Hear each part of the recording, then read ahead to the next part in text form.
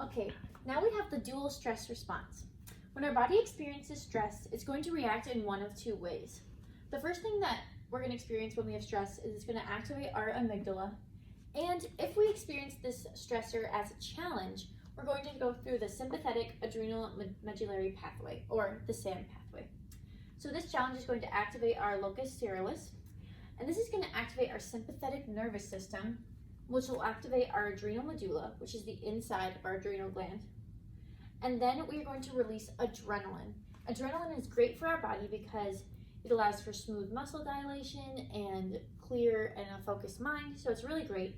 And it also is going to burn the fatty acids in our body, which are going to release glucose, and this glucose is going to go into our bloodstream and be used as our fuel source for our fight or flight response. This is what we want our body doing when we feel stress.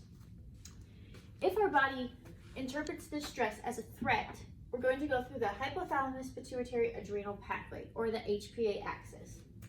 This will activate the hypothalamus, release corticotropin releasing hormone. Then we're going to activate the pituitary gland, which will release adrenal corticotropin releasing hormone.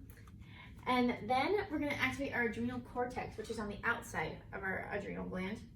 And then we're going to release cortisol, and cortisol will use glucose as our primary fuel source for our flight or fight response. We don't want to be in this axis because when we release cortisol, it's going to cause a lot of issues. It's going to make us anxious and even more stressed, and it's going to cause a ton of other systemic issues in all the other systems in our body. People get into the HPA axis for multiple reasons.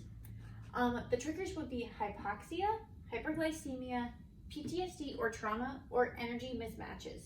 And basically all of these come along with having some type of metabolic inflexibility. So